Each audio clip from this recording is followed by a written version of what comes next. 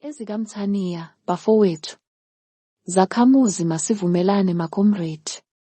Sadayiswa ngu-ANC eChodesa. Ngoba ababesimele kwakungeyona i-ANC. Kwamanje uANC usaphethwe zimphimpi zamabhunu. Apartheid. Besebenzisana namabhunu njengenkatha kodwa bezibiza ngamakomredi.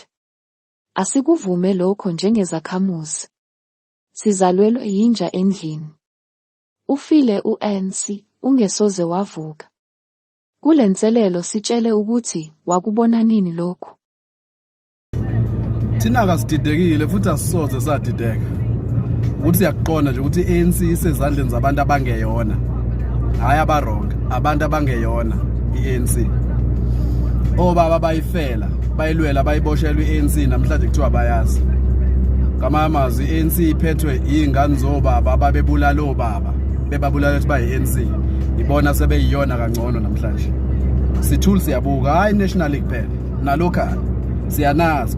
Question to answer, but the most biggest thing is this: let's accept the ANC was infiltrated.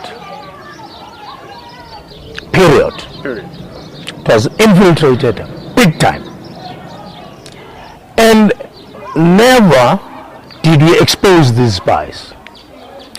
And it doesn't stop by spies spying on you to get arrested during the struggle times. They manifest themselves within the organization. They grow within the organization. They become leaders within the organization. My thinking today, we are led without question by spies. I'm very clear on that one. I can go to any court to stand up on that one. From the behavior of spies during the time of the struggle to their continued work within the ANC today.